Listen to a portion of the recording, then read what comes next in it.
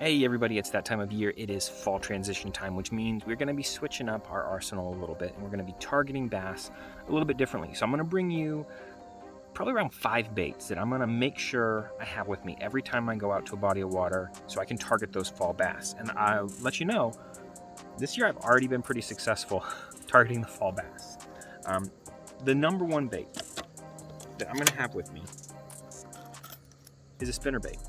Okay, something in white, something that's got white on it. I want to imitate the shad, right? Bass are going to be feeding up on shad. They're going to be getting ready for winter, which means they're going to be eating a lot of shad. They kind of shift their target away from those craws and everything that you see in late summer and then go to the shad bite. So I'm going to be fishing a spinnerbait the entire fall. Number one is spinnerbait. Number two is topwater. Just topwater in general, but I'm going to give you a couple specifics. A walking bait in a good ivory color or a shad like a white. I like the Prop Walker 100 by Savage Gear because you can also run it as a prop bait, and that'd be something else I'd want to run this time of year. A buzz bait, a frog, but for me, this is going to be my go-to, and it's already performed for me this fall. I'm going to go back to this. I'll probably be throwing it later today. We're obviously out on the water.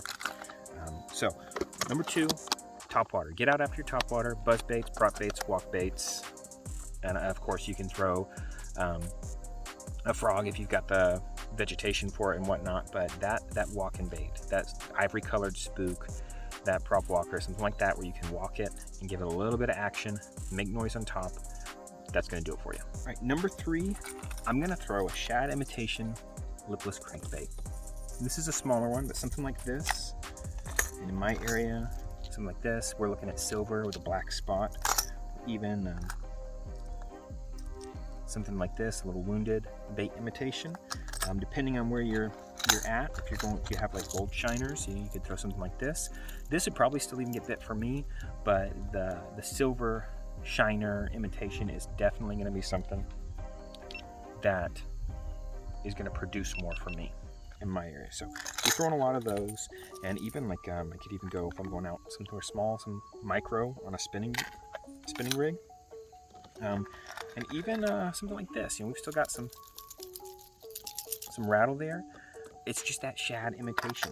They're going to be feeding up on last year's spawn of shad, so smaller, and they're going to crush it. Listen to this one. It's just a white shad imitation, small, noisy, displaces water. That's what they're feeding up on. All right, number 4, squarebills. Getting down to the bottom, make sure you're fishing it in the right area, but go after that squarebill bite. This one's not a perfect shad imitation, but it'd probably work in my area.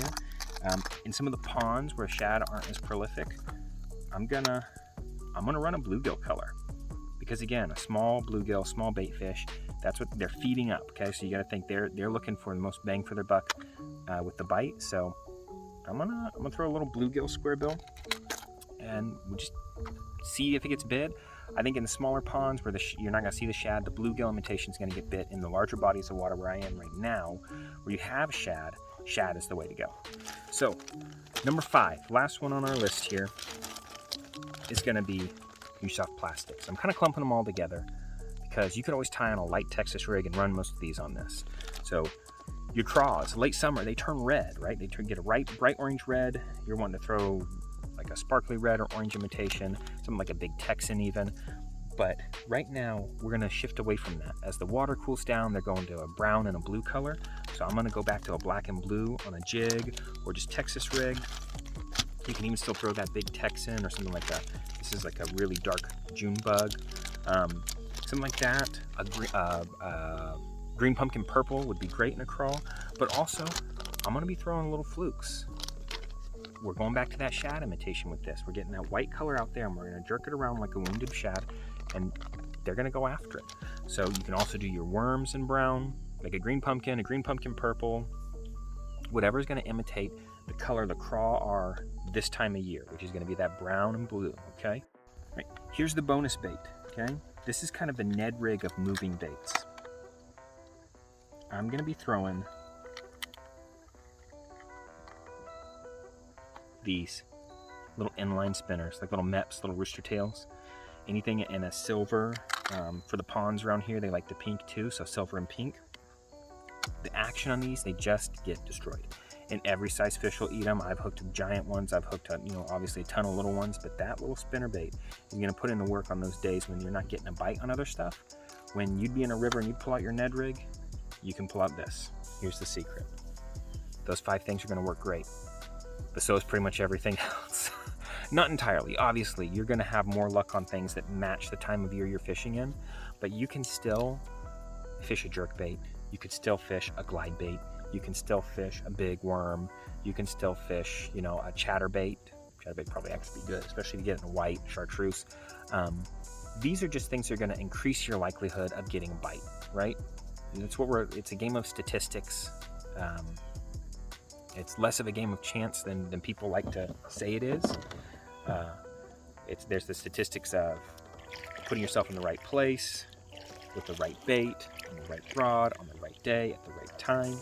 So it's not so much luck as it is like this game of statistics that I'm going to increase my chance of getting that bite by throwing a shad imitation instead of a bluegill imitation, right? And so if you know that fall is the time of year they're feeding up on shad and they've kind of moved away from craws, maybe avoid the soft plastics and stick with those shad imitation baits like a spinnerbait or a flat-sided like a lipless, So that's the big secret. The big secret is you can probably still fish most of your stuff, but you're going to increase the likelihood that you're going to get those good bites by fishing baits that match their target forage for this time of year.